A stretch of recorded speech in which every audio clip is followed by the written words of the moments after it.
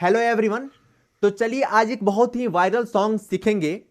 बहे देहिया में गरमी कलेशी राजा जी, एगो घरे लगवा दीना एसी राजा जी। रागनी विश्वकर्मा जी का गाया हुआ ये गाना है और हमारे भोजपुरी के क्षेत्र में बहुत ही वायरल हो रहा है। तो चलिए आज इसको सीखने की कोशिश करते हैं। तो सबसे पहले इसका स्केल बता देता हूं। इसको मैं यहां से इसको सा मानकर बताने की कोशिश कर रहा हूं। ये इसका सा है।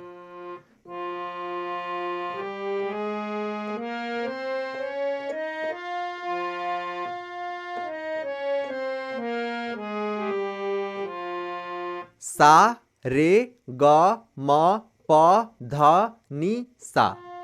सा रे शुद्ध लग रहा है, ग कोमल, म प ध कोमल, नि कोमल और सा।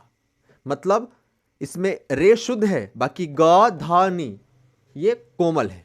ठीक है, आगे बढ़ते हैं। सेम नागिन धुन के आधार पर इसका मुखड़ा उठेगा। कैसे है? बहे देहिया में गरमी कलेसी राजा जी, एगो घरे लगावा दीना एसी राजा जी, एगो घरे लगावा दीना एसी राजा जी। तू त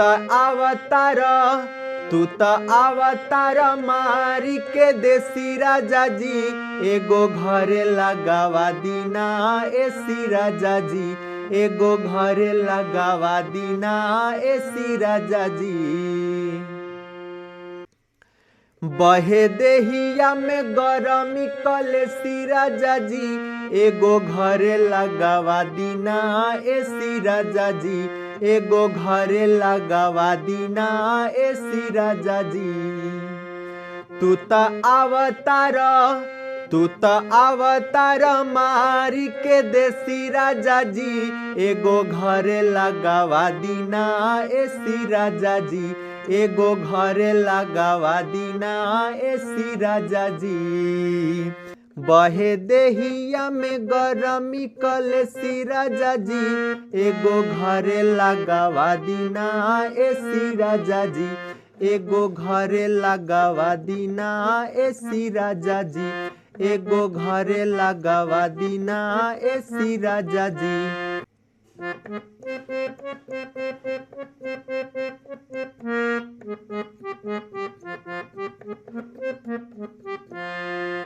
बहे देहिया में गरमी कलेसी राजा जी, एगो घरे लगावा दीना एसी राजा जी, एगो घरे लगावा दीना एसी राजा जी। सेम इसी के आधार पे बजेगा अगला लाइन भी। तू त अवतार मारी के देसी राजा जी, एगो घरे लगावा दीना एसी राजा जी, एगो घरे लगावा दीना एसी राजा जी।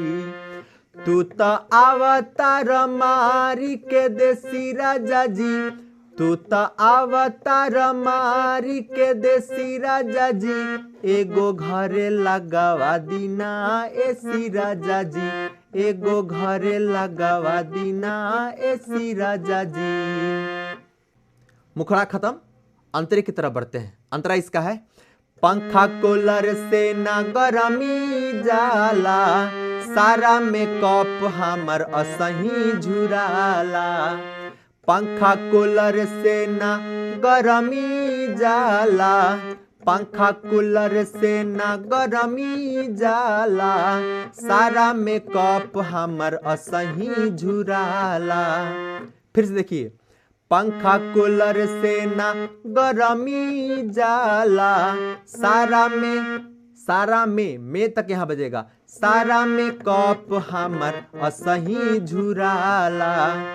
पंखा कूलर से ना गरमी जाला, सारा मेकअप हमर असही झुराला। सारा मेकअप हमर असही झुराला।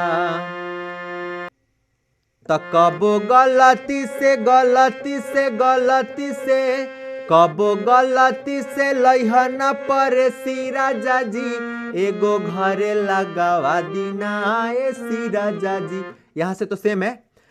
कबो गलती से गलती से गलती से कबो गलती से लइहना पर राजा जी एगो घरे लगावा दीना ए राजा जी तू त अवतार मारी के देसी राजा जी एगो घरे लगावा दीना ए राजा जी एगो घरे लगावा दीना ए राजा जी। गाना कंप्लीट। और भी इसके अंतर हैं, सेम इसी अंतर के आधार पर बाकी सारे अंतर बजेंगे। फिर भी एक अंतरा और गुनगुना देता हूं। हर घड़ी कहाँ बतियावे ला फोन पर एसीओ मिलेला राजा ले ना लोन पर।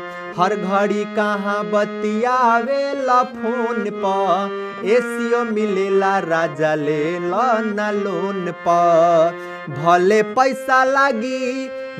पैसा लागी तनिका बेसी राजा जी एगो घरे लगावा दीना ए राजा जी एगो घरे लगावा दीना ए राजा जी।